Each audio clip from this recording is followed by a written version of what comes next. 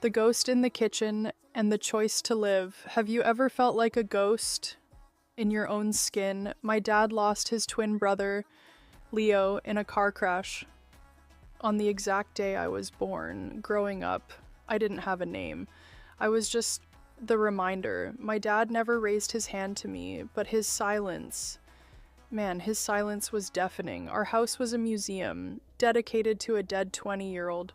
Leo's football jerseys were still hanging in the hall. His old car sat rusting in the driveway, and my dad, well, he spent every single evening sitting on the porch, staring at the empty passenger seat.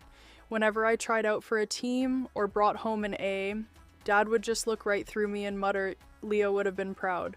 He didn't see me. He just saw the boy who got to live while his favorite person died. By the time I hit high school, I became a phantom. I stayed out late, skateboarding under the streetlights, dreading the heavy, suffocating air of that house. Then, on my 16th birthday, things broke. Dad got into the old whiskey. He looked at me across the kitchen table, his eyes completely bloodshot. He slammed his glass down and whispered, "It should have been him, Sam. It should have been him walking through that door." It felt like a punch to the chest.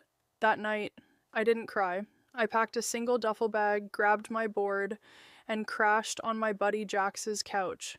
I stayed there for 2 whole weeks. When my dad finally tracked me down at the local diner, he looked broken, older. The anger was gone, replaced by this raw, empty panic. He sat across from me in the booth, his hands shaking so bad he couldn't even hold his coffee. I looked him dead in the eye and said, "I didn't kill him, Dad, but you're killing me."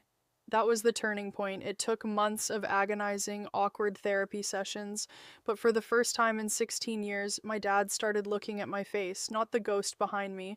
Last week, we finally sold Leo's old car, and as the tow truck pulled away, my dad reached over, gripped my shoulder real tight, and said, "Hey, Sam, let's go grab some burgers." He used my name.